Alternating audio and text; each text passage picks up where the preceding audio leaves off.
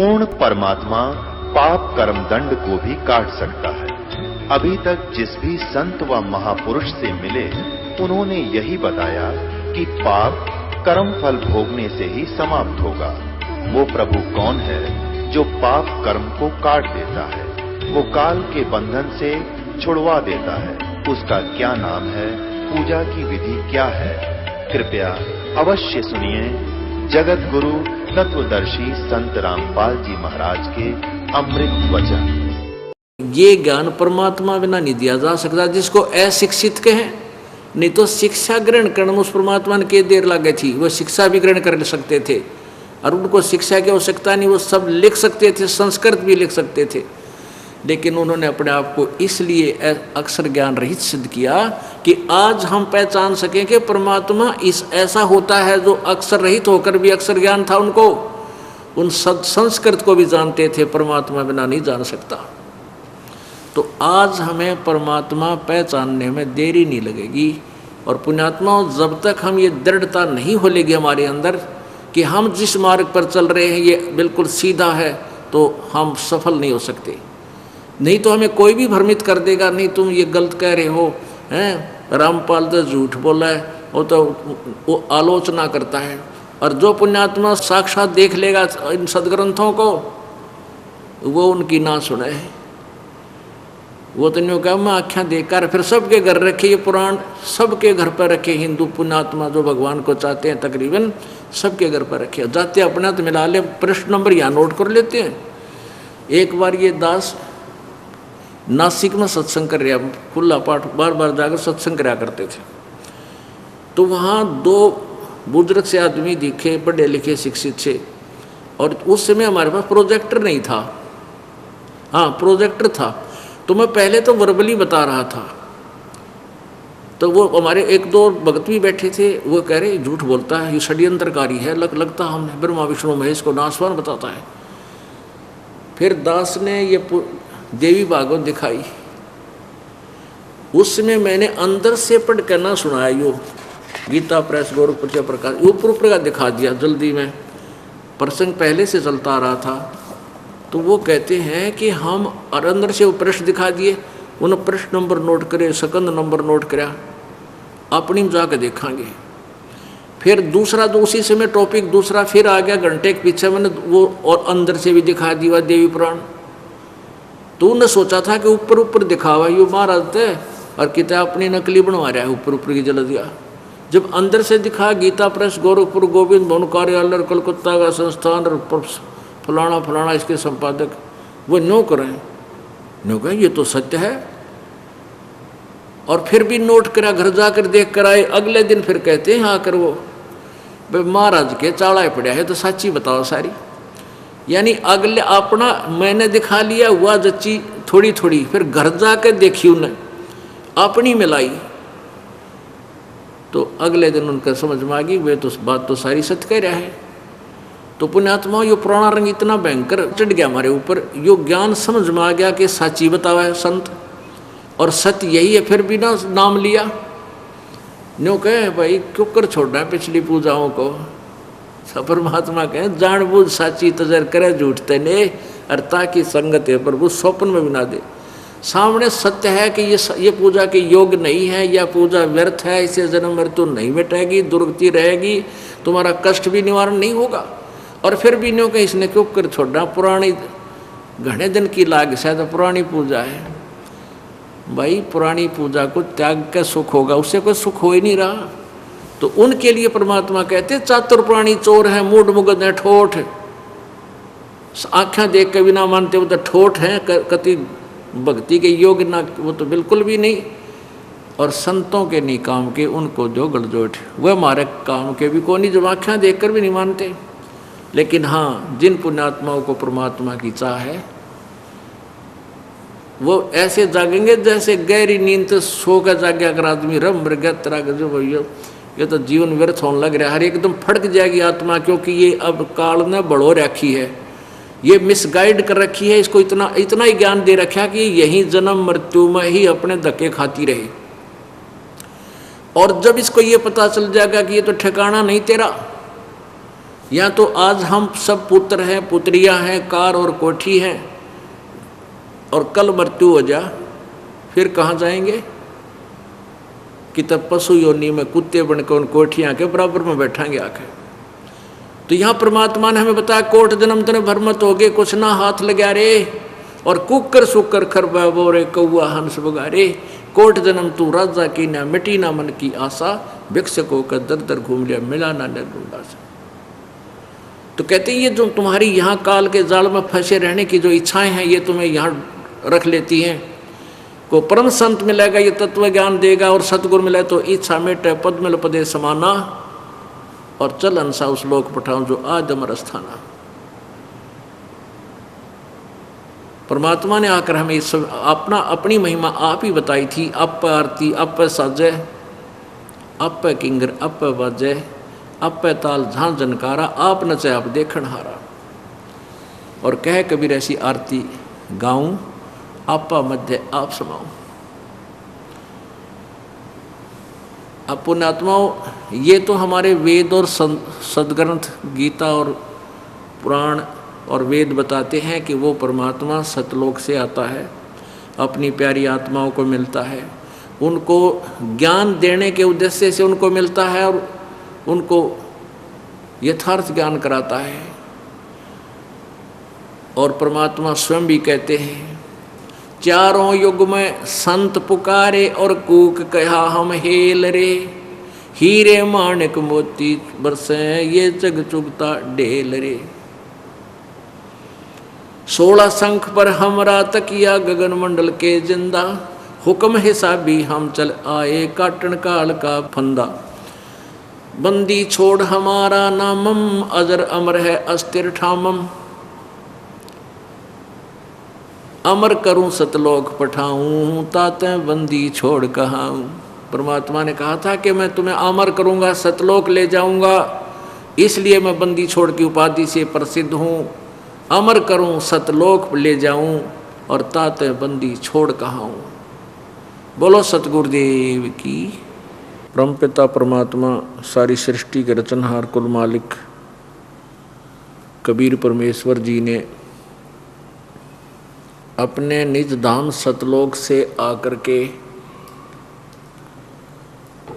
अपनी जानकारी अर्थात पूर्ण परमेश्वर के पाने की विधि स्वयं ही बताई,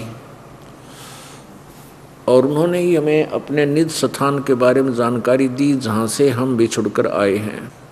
आज सुबह के सत्संग में आप सुन रहे थे कि यहाँ इस काल के लोक में ये प्राणी सुखी नहीं है।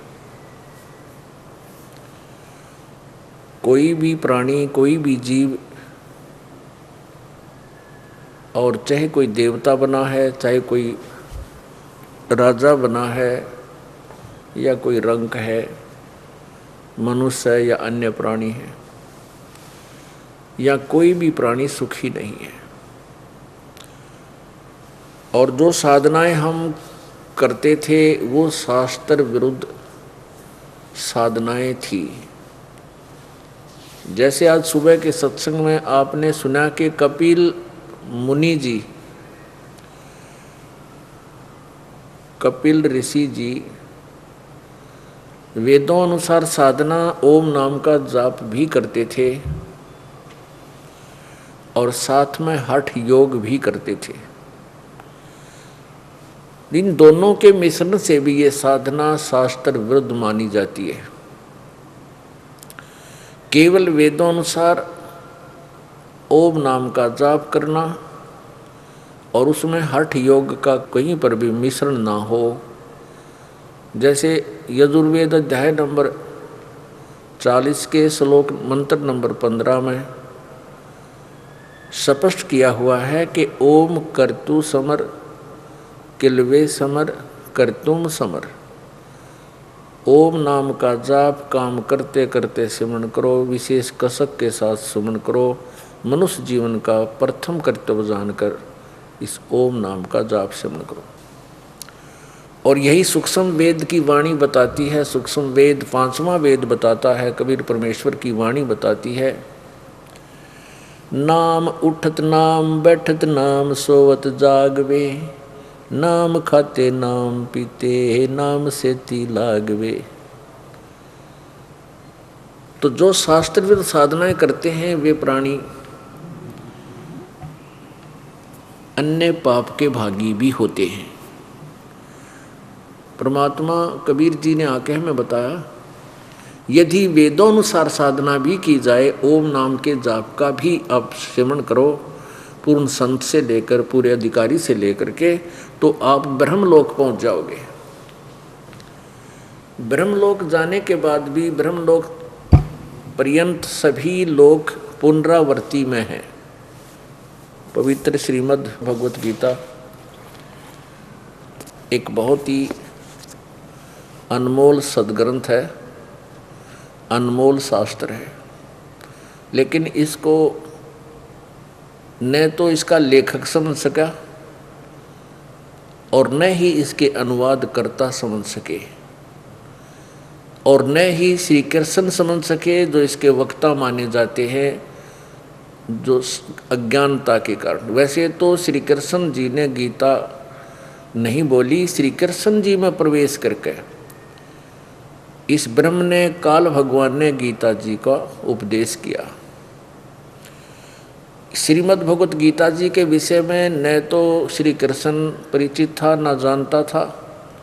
श्री कृष्ण भगवान नहीं जानते थे इसमें क्या लिखा है, क्या बोला था मैंने, और उसमें लिखी नहीं गई थी। बाद में महर्षि व्यास जी ने पवित्र चारों वेदों को, पवित्र श्रीमद् भगवत गीता जी को, पवित्र 18 पुराणों को लिपिबद्ध किया। तो न व्यास जी को पता मैंने इसमें क्या लिखा, क्योंकि श्री व्यास जी में प्रवेश करके उसी काल ने इस सब वेदों और गीता और पुराणों को लिपिबद्ध करवा दिया। और पुण्यात्माओं, ये क्या बताना चाहता है अनमोल सद्ग्रंथ। अब देखिएगा, गीता ज्ञान दाता कहता है कि मेरा ओम नाम है, ओम नाम का सेवन कर मेरे वाली जो परम गति है तो उसको प्राप्त होगा। देखिएगा श्रीमद् भगवत गीता, गीता प्रेस गोरखपुर से प्रकाशित है।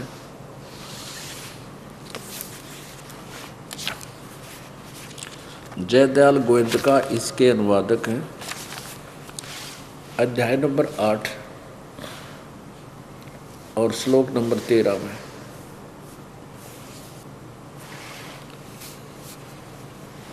ओम इति एकाक्षरम ब्रह्म व्यवहारन माम अनुसमरन ये प्रयाति तजंदेहम स याति परमाम गतिम। गीता ज्ञान दाता ब्रह्म है, काल है जो श्री कृष्ण के शरीर के द्वारा बोल रहा है। वो कहता है कि माम ब्रह्म, मुझ ब्रह्म का, ओम इति एकाक्षरम, ओम यह एक अक्षर है, व्यवहारण माने उच्चारण करके, अनुसमन माने सेवन करने का, और ये प्रयाति तजंदेहम जो इसको शरीर छोड़कर जाता हुआ समय तक भी इसका सेवन करता हुआ शरीर त्याग जाता है, यह स याति परमाम गति, वह परम गति को प्राप्त होता है। वो मेरे वाली, मेरे से ओम नाम से मिलने वाला जो लाभ है उसको प्राप्त होता है। अब ये कहता है कि ओम, जैसे आपने देवी भागवत में देखा, बहुत बार ईश्वरदास ने आपको दिखाया कि दुर्गा क्या कहती है। अपने आत्माओं ये तत्व ज्ञान है, और आप जी विद्यार्थी हैं। इस तत्व ज्ञान को आपके हृदय में प्रवेश करना मुझ दास का प्रथम कर्तव्य है, और उद्देश्य है कि आप इससे परिचित होने के बाद फिर किसी से डगमग ना हो। भक्ति करना बहुत आसान है, लेकिन ये विश्वास होना कि जो साधना हम कर रहे हैं ये कठिन है, क्योंकि मानव समाज को इन अज्ञानी ऋषि महर्षि गुरुओं ने बहुत भ्रमित कर रखा है। कोई ने, किसी ने कोई मंत्र दे रखा है, किसी ने कोई जाप बता रखा है, किसी ने कोई दंत कथा सुना करके जो है ना सबको आश्रित किया हुआ है। दुर्गा जो है वो कहती है कि उस ब्रह्म का जाप करो। ये देखिएगा श्रीमद् देवी भागवत सचित्र मोटा टाइप, गीता प्रेस गोरखपुर से ये प्रकाशित है।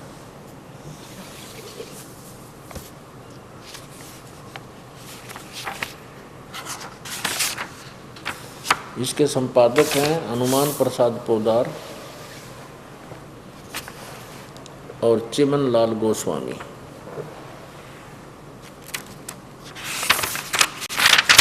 गीता प्रेस गोरखपुर से प्रकाशित है। गोविंद वन कार्यालय कोलकाता का संस्थान। अब इसमें देखिएगा पृष्ठ नंबर 28, संक्षिप्त देवी भागवत पहला स्कंद, पृष्ठ नंबर 28 पे नारद जी और व्यास जी की वार्ता हो रही है। व्यास जी इन पुराणों के लेखक हैं और ये नारद जी से प्रश्न कर रहे हैं।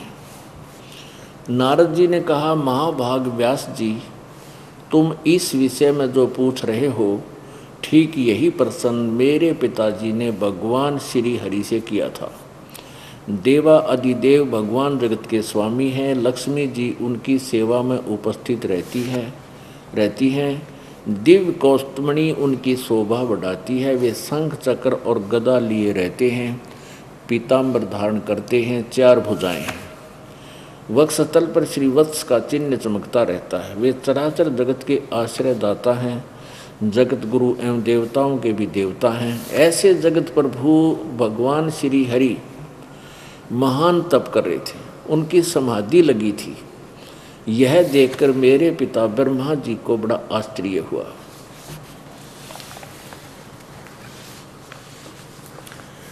अतः उन्होंने उनसे जानने की इच्छा प्रकट की। ब्रह्मा जी ने पूछा, प्रभु आप देवताओं के अध्यक्ष, जगत के स्वामी और भूत भविष्य एवं वर्तमान सभी जीवों के एकमात्र शासक हैं। भगवान फिर आप क्यों तपस्या कर रहे हैं और किस देवता की आराधना, किस भगवान की आराधना में ध्यान मगन है? मुझे असीम आश्चर्य तो ये हो रहा है कि आप देवेश्वर एवं सारे संसार के शासक होते हुए भी समाधि लगाए बैठे हैं। ब्रह्मा जी के विनीत वचन सुनकर भगवान श्री हरि बोले। श्री हरि उनसे कहने लगे, ब्रह्मन सावधान होकर सुनो, मैं अपने मन का विचार व्यक्त करता हूँ। देवता, दानव, मानव सब यही जानते हैं कि तुम सृष्टि करते हो, मैं पालन करता हूँ और संकर संहार किया करते हैं, किंतु फिर भी वेद के पारगामी पुरुष अपनी युक्ति से ये सिद्ध करते हैं कि रचने, पालने और संहार करने की यह योग्यता जो हमें मिली है, इसकी अधिष्ठात्री शक्ति देवी है। आगे देखो, उस शक्ति के अभाव में तुम इस संसार की सृष्टि नहीं कर सकते, मैं पालन करने में सफल नहीं हो सकता, रुद्र से संहार कार्य होना भी संभव नहीं। ब्रह्मा जी, हम सभी उस शक्ति के सहारे ही अपने कार्य में सदा सफल होते आए हैं। सुवर्त, प्रत्यक्ष और परोक्ष दोनों उदाहरण मैं तुम्हारे सामने रखता हूँ, सुनो। यह निश्चित है कि उस शक्ति के अधीन होकर ही मैं इस शेष नाग के सैया पर सोता और सृष्टि करने का अवसर आते ही जाग जाता हूँ। मैं सदा तप करने में लगा रहता हूँ। देख लो, मैं सदा तप करने में लगा रहता हूँ। उस शक्ति के शासन से कभी मुक्त नहीं रह सकता। कभी अवसर मिला तो लक्ष्मी के साथ सुखपूर्वक समय बिताने का सौभाग्य प्राप्त होता है।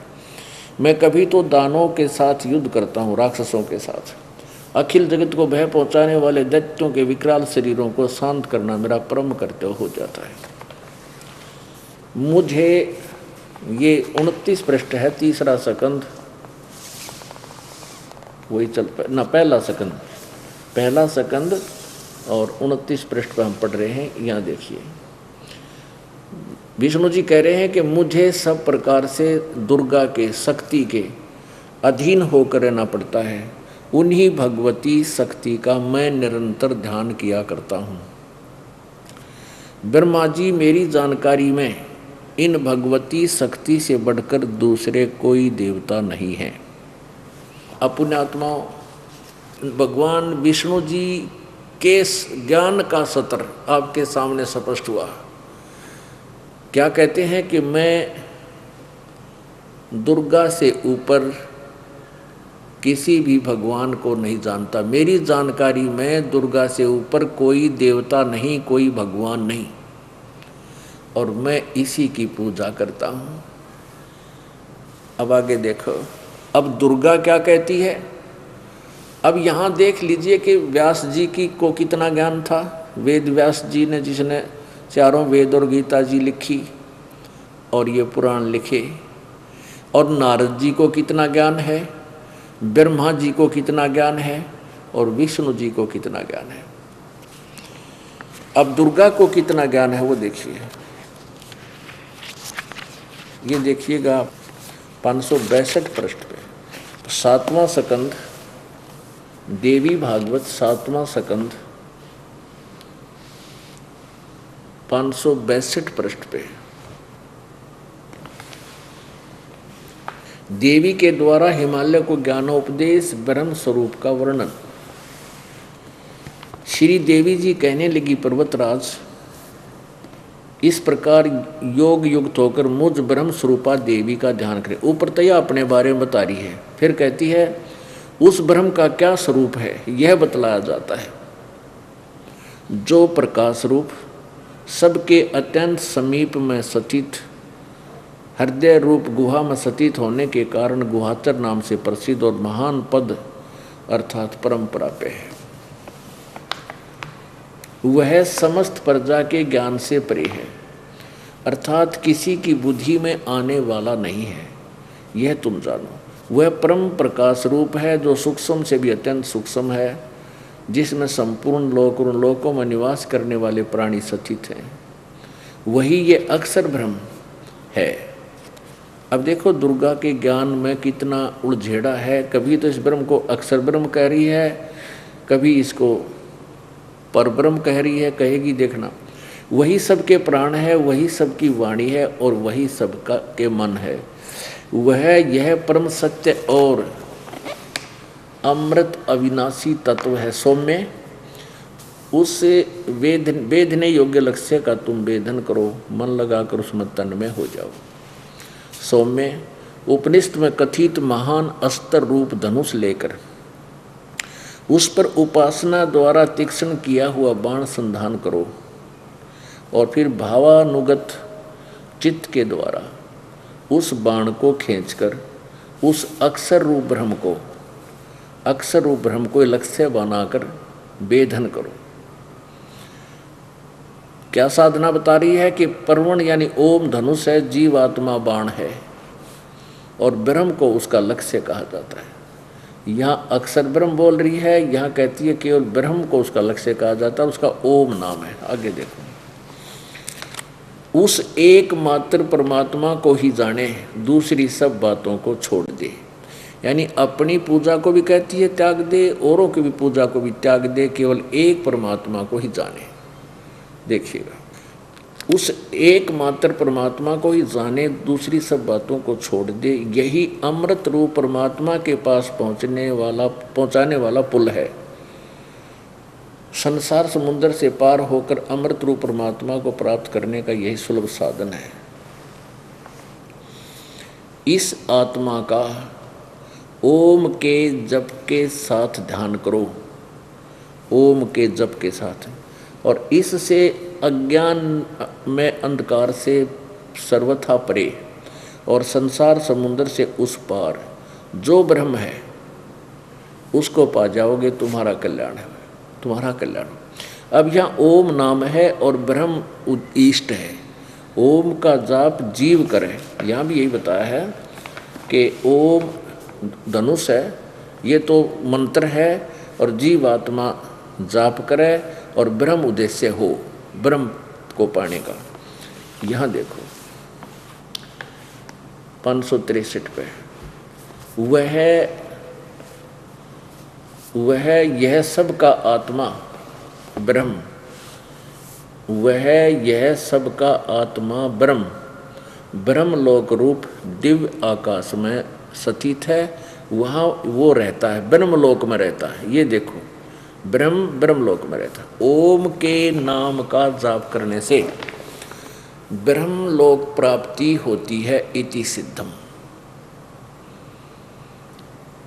अब पुण्यात्मा, कितना तो ब्रह्मा जी को ज्ञान है, कितना विष्णु जी को ज्ञान है, ये बिल्कुल अज्ञानी थे, इनको वेद ज्ञान भी नहीं था, ब्रह्मा जी, विष्णु जी और शिव जी को। अब दुर्गा क्या कह रही है कि उस ब्रह्म की साधना करो। अब आगे आपको दिखाएंगे, गीता जी में ब्रह्म कहता है उस परम अक्षर ब्रह्म की पूजा करो, वही पूजा के योग्य है और उसकी साधना से तुम्हारा पूर्ण मोक्ष होगा। आगे देखना 414 पृष्ठ पे इसी देवी भागवत में सतयुग के ब्राह्मणों की जानकारी होगी कि उनको कितना ज्ञान था। ये छठा स्कंद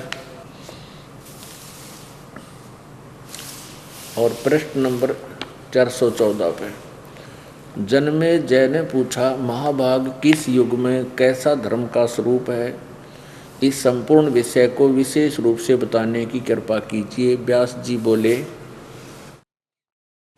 राजन, यह निश्चय है कि सतयुग में ब्राह्मण वेद के पूर्ण विद्वान थे, उनके द्वारा निरंतर भगवती जगदम्बा की आराधना होती थी। भगवती का दर्शन करने के लिए उनका मन सदा ललायित रहता था। अब सतयुग के ब्राह्मण को चाहे ऋषि कहो, ये सभी वशिष्ठ जी, विश्वामित्र जी, भारद्वाज जी, मनु जी, ये सारे सतयुग के ब्राह्मण हैं और वो वेद के कहते पूर्ण विद्वान थे और दुर्गा की पूजा करते थे। फूटे भाग हमारे, इनको विद्वान कहते हैं और वेदों के बारे में कह भी नहीं जाने थे ये मैं ऋषि जितने भी थे। पुण्यात्मा, पूरे वेदों को पढ़ ले, पूरे वेदों को, और चाहे सारी उम्र पढ़ता रहे, उसका कोई लाभ नहीं होगा। उनमें निष्कर्ष लिखा हुआ है कि मंत्र के जापते जीव मुक्त होगा और वो मंत्र 3 नाम का है, 3 मंत्र का जाप है। उसका जाप कर ले, चाहे कति ना पढ़े किसी वेद ने, ना किसी अन्य शास्त्र को, पूरे संत से लेकर के उसका नाम जाप कर, जैसे संत बताओ वो मर्यादा कर, तेरा बेड़ा पार हो जाएगा। और इन चारों वेदों को कंठस्थ याद करने वाले, इनको पढ़ने वाले, ये जो मंत्र का जाप नहीं करते तो उनको कोई लाभ नहीं होता, उनका जीवन व्यर्थ हो जाता है। अब क्या बता रहे हैं कि सतयुग के ब्राह्मण वेद के पूर्ण विद्वान होते थे और वो दुर्गा की पूजा करते थे और दुर्गा के गांव में दुर्गा के मंदिर बनवाया करते। ये काल ने गढ़वा दिए चिमटे जगह जगह हैं और सारे भोली आत्मा उनमें उन मंदिरों में उलझगी। देखिएगा, ये वही 414 पृष्ठ चल रहा है।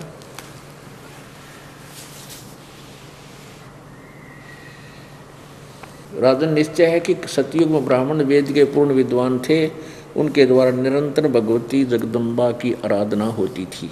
भगवती का दर्शन करने के लिए उनका मन सदा ललायित रहता था। गायत्री के ध्यान, प्रणाम और जप में वे अपना सारा समय व्यतीत करते थे। माया बीज का जप करना उनका प्रधान कार्य था। प्रत्येक गांव में शक्ति मंदिर का उद्घाटन हो, इस विषय की उनकी मन में बड़ी उत्सुकता थी। ले ये मंदिर बनवाना चाहा करते, जगह जगह दुर्गा की मूर्ति पत्थर की दरवा दी और लोग वहाँ फिर घंटी बजाएंगे, बर्बाद हो गए। अब विष्णु भगवान तो कहते हैं और सतयुग के ब्राह्मण ये ऋषि कहते हैं कि हम तो दुर्गा की पूजा करते हैं, हर वेदों के विद्वान को आवे।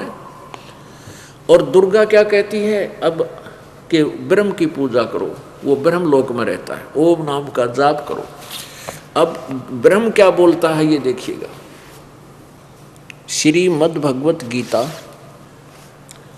इसका हम अध्याय नंबर 8 पढ़ना चाह रहे हैं। अध्याय नंबर 8 का मंत्र नंबर 13 में।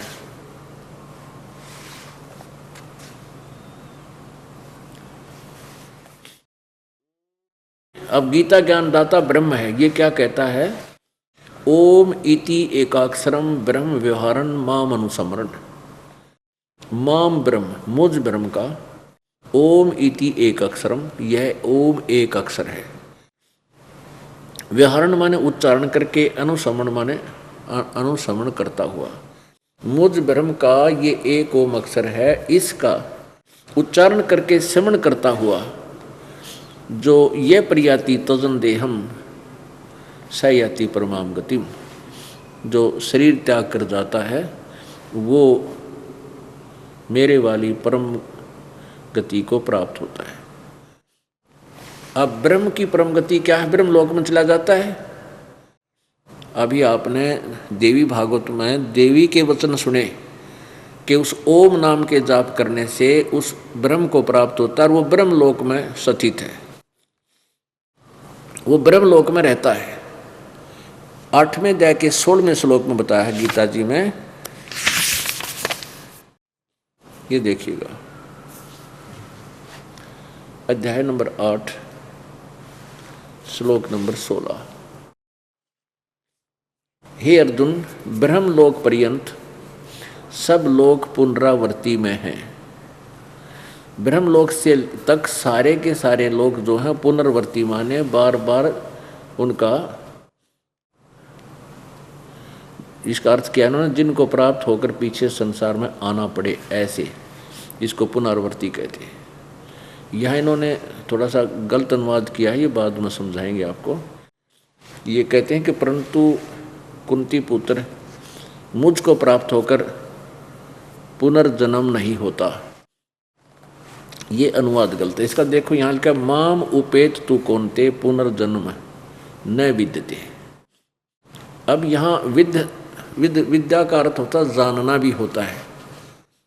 इसका अर्थ ये है कि जो ये नहीं जानते कि मुझे प्राप्त होकर भी जन्म पुनर्जन्म होता है, वो मुझे प्राप्त होकर ब्रह्मलोक में जाते हैं और ब्रह्मलोक में जाकर के फिर पुनर्वृत्ति में, यानी वहाँ जाकर के फिर संसार में आना पड़ता है, उनका पूर्ण मोक्ष नहीं होता। यदि इसको ये माने कि गीता ज्ञानदाता ये कहे कि मुझे प्राप्त होकर उसका कभी जन्म नहीं होता, ये नहीं जची। क्योंकि गीता जी अध्याय नंबर 4 के श्लोक नंबर 5 में गीता ज्ञानदाता कहता, अर्जुन तेरे और मेरे बहुत जन्म हो चुके हैं, तू नहीं जानता मैं जानता हूँ। अब यहाँ साथ के साथ ये सारे कंसेप्ट क्लियर करने पड़ेंगे, अन्यथा ये जटिल कार्य हो गया है इस अज्ञान आधार से। अब गीता जी अध्याय नंबर 4 का देखिएगा, श्लोक नंबर ये 5 है। इसमें कहता, गीता ज्ञानदाता कह रहा है कि अर्जुन मेरे और तेरे बहुत से जन्म हो चुके हैं, उन सबको तू नहीं जानता मैं जानता हूं।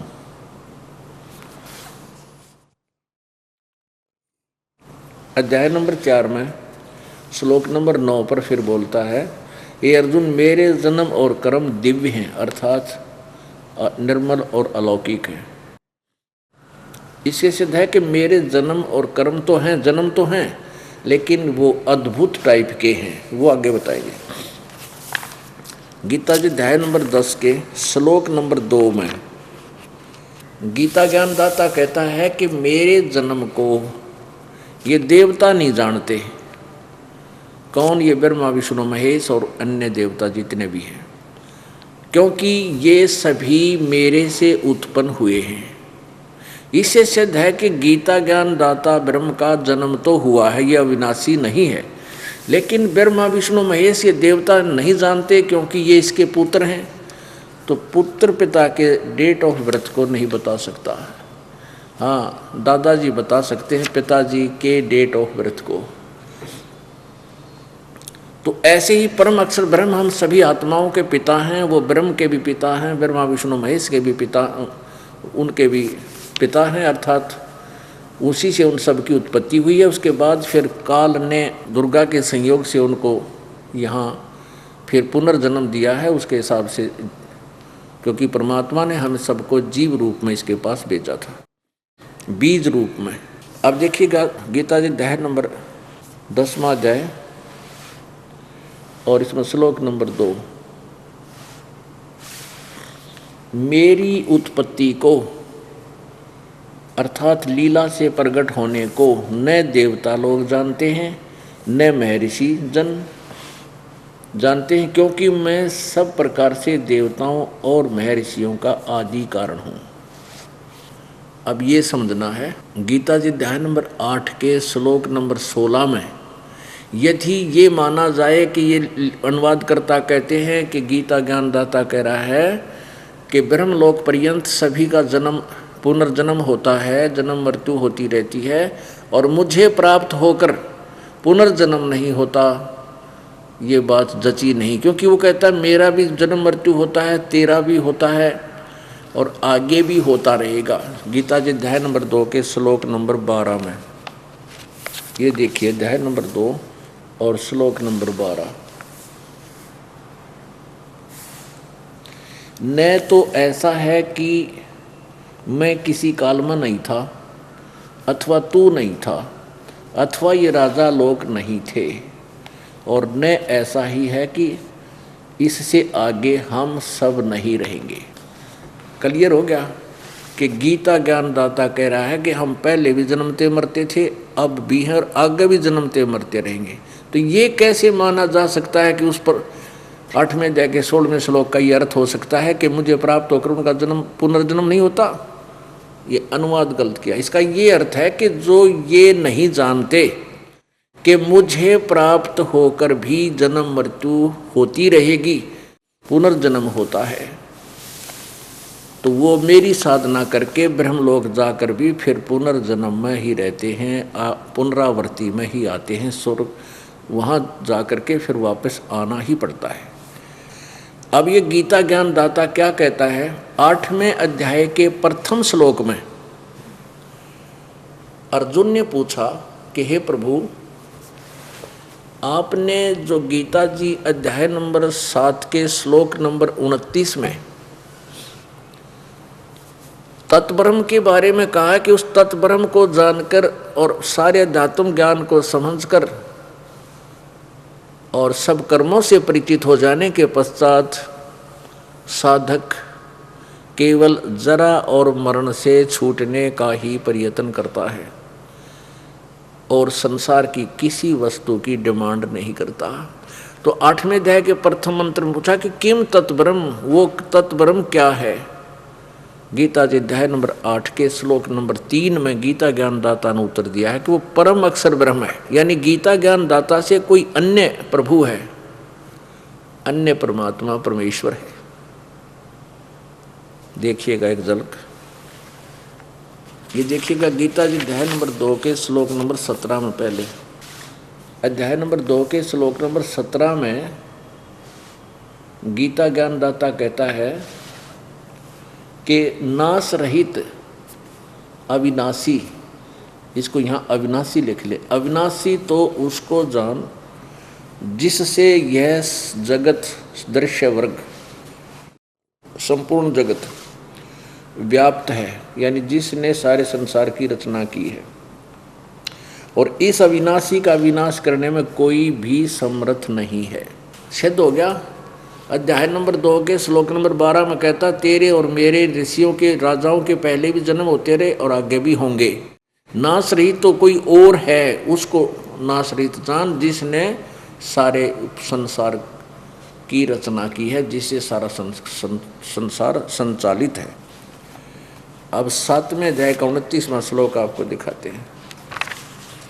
यह 7वें अध्याय का श्लोक नंबर 29, ये 29 है। इसमें लिखा, जरा मरण मोक्षाय माम आश्रित्य यतन्ति ये ते ब्रह्म तत्विदु कर्षणम अध्यात्मम कर्म च अखिलम। जो मेरे माम आश्रित, मेरे द्वारा दिए गए ज्ञान पर जो आश्रित होकर तत्वदर्शी संत की खोज कर लेते हैं वे केवल जरा मरण मोक्षाय यतन्ति, वो केवल जरा मरण मोक्ष के लिए प्रयत्न करते हैं। जो करते हैं वे जो ते माने वे ब्रह्म तत्विदु, वे उस ब्रह्म को जानते हैं। और कृष्णम अध्यात्मम चक्रम अखिलम, वो सारे अध्यात्म से परिचित है और सब कर्मों से वो परिचित हो जाते हैं। तो केवल वो जरा और मरण से मोक्ष प्राप्ति के लिए ही यत्न करते हैं। ये इसका अर्थ है। इन्होंने भी ठीक किया है बहुत कुछ, देखना अनुवाद। जो मेरे शरण होकर जरा और मरण से, जरा माने बुढ़ापा, जरा और मरण से छूटने के लिए यत्न करते हैं वे साधक तत्ब्रह्म, यह तत्ब्रह्म, उस ब्रह्म को संपूर्ण अध्यात्म को तथा संपूर्ण तत्ब्रह्म, उस ब्रह्म को तथा संपूर्ण अध्यात्म को तथा संपूर्ण कर्मों को जानते हैं।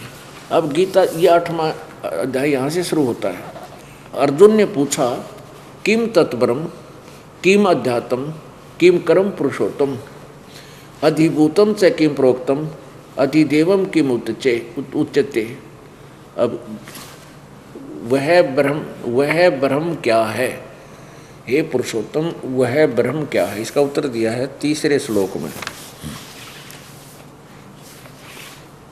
ये अध्याय नंबर 8 का श्लोक नंबर 3।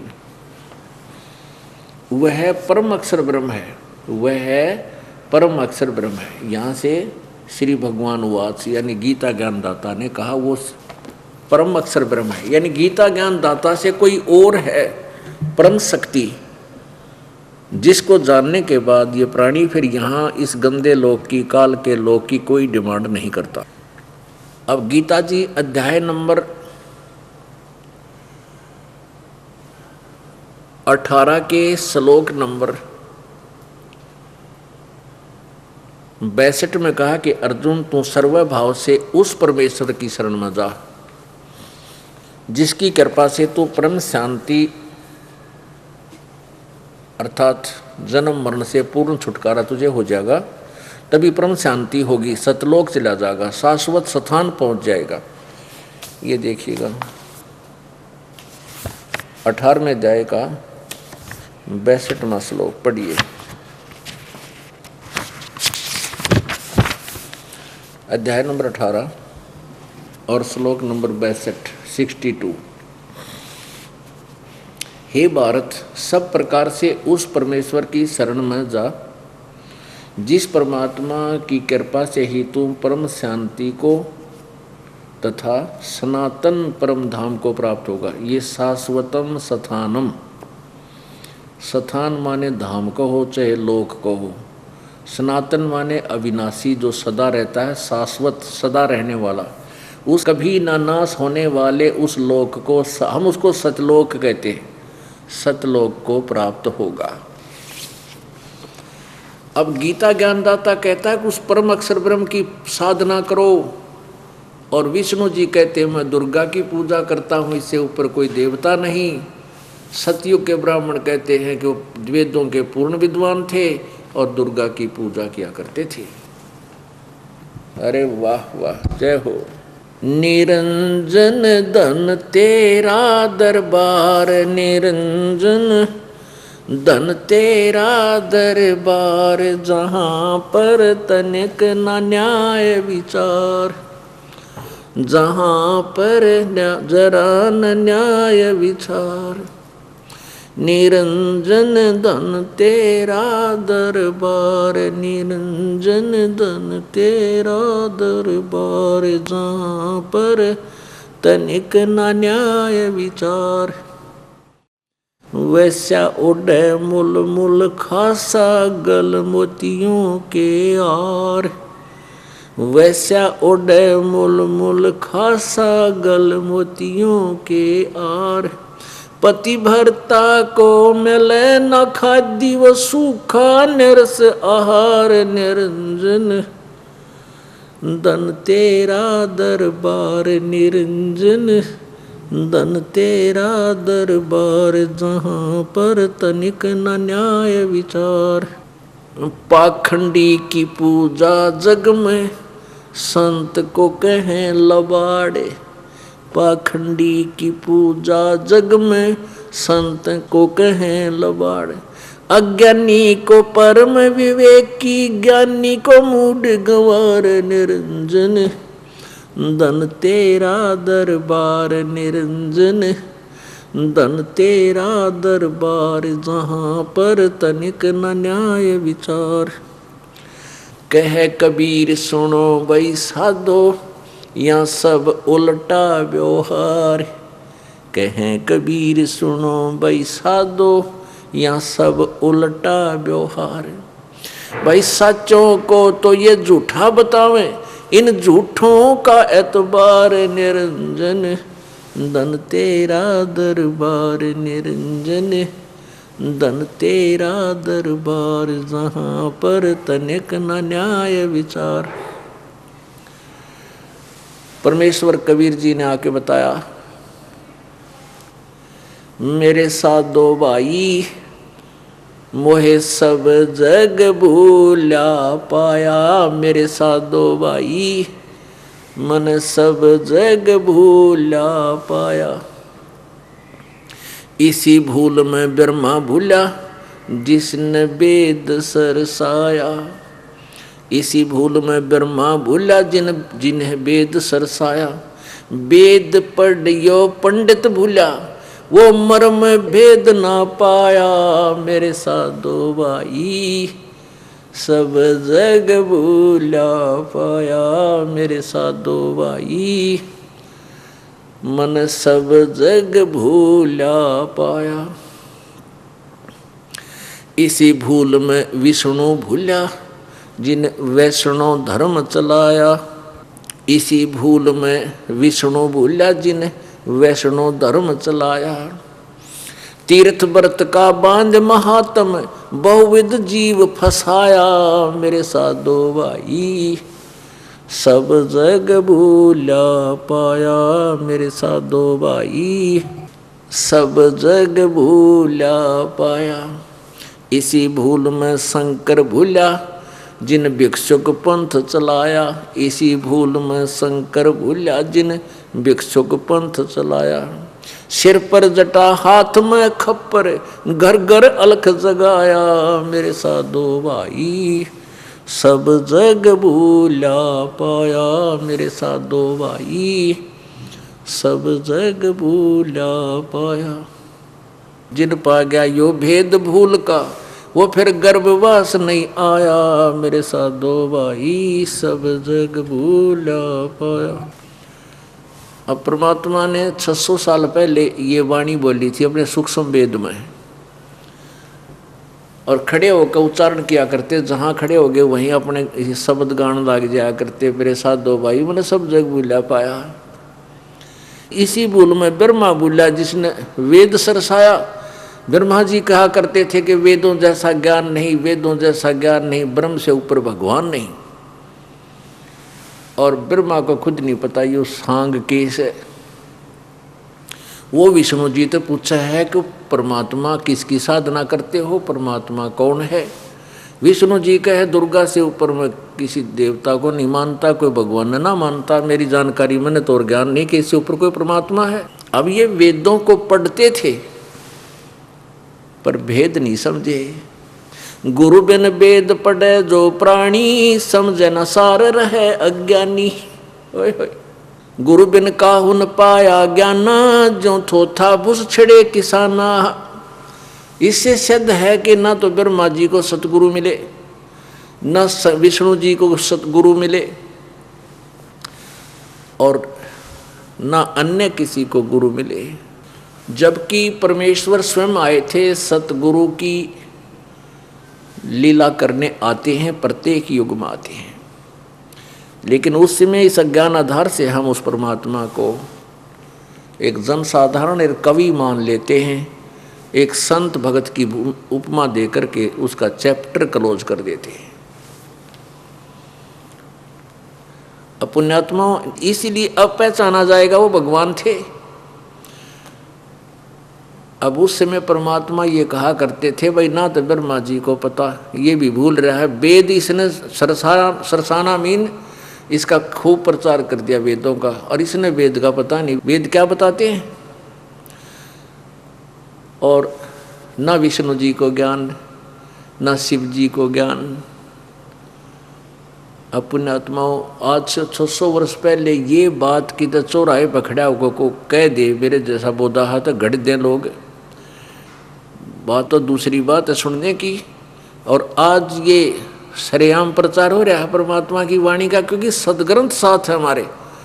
जिन सदग्रंथों को पवित्र हिंदू धर्म अपने यथार्थ शास्त्र मानता है, सत्य शास्त्र मानता है, आज उन्हीं में वो बात मिल गई जो परमात्मा 600 वर्ष पहले बताया करते थे।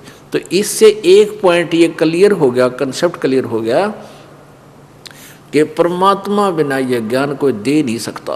वो परमात्मा ही थे जो वेदों और गीता और पुराणों का ज्ञान 600 वर्ष पहले हमें अपने सूक्ष्म वेद में लिखवा कर चले गए। तो इससे हम पहचान सकेंगे कबीर इज गॉड, कि कबीर परमात्मा है। ये समझने के लिए, हमें ये विश्वास होने के लिए कि हमारा भगवान कौन है, उसकी पूजा कैसी है, इसलिए इतने बड़े बड़े उदाहरण और इतना बड़ा बड़ा ये सत्संग किया जा रहा है। और जब पूरे विश्व में ये विश्वास हो जाएगा कि Kabir is God nothing else, और ये मंत्र, झगड़ा खत्म हो जाएगा। फिर तो सब बैठ कर भक्ति किया करेंगे, अपना काम भी किया करेंगे, और सतलोक की सुरती ला लेंगे। सारे सब सतलोक जा सकते हैं, क्योंकि हम सभी वहीं से आए थे।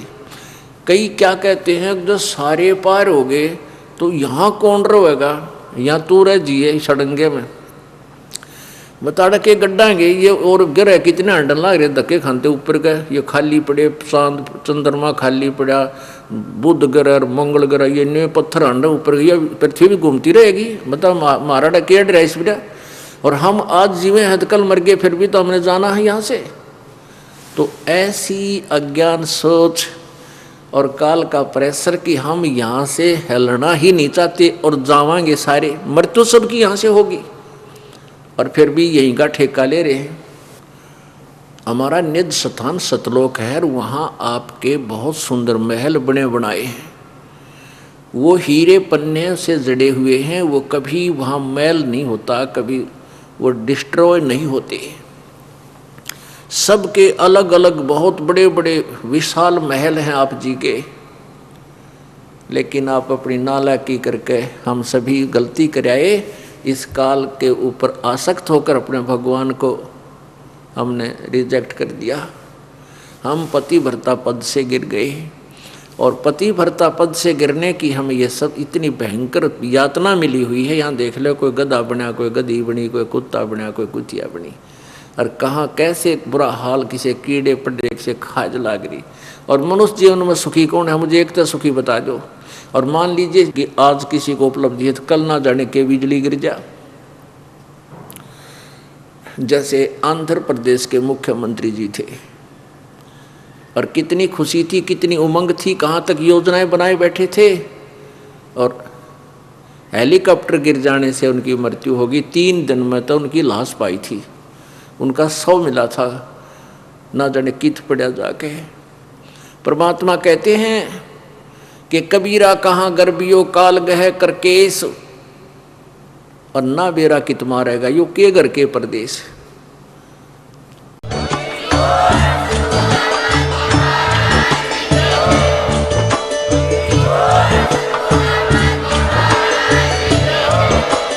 आप सुन रहे थे जगत गुरु तत्वदर्शी संत रामपाल जी महाराज जी के मंगल प्रवचन। अधिक जानकारी के लिए विजिट कीजिए हमारी वेबसाइट www.jagatgururampalji.org। संत रामपाल जी महाराज जी के शुभ आशीर्वाद से पूरे विश्व भर में 500 से भी ज्यादा नाम दीक्षा केंद्र हैं, जिन पर संत रामपाल जी महाराज जी द्वारा ऑनलाइन निःशुल्क नाम दीक्षा दी जा रही है। अपने नजदीकी नाम दीक्षा केंद्र का पता करने के लिए संपर्क करें 8222880541।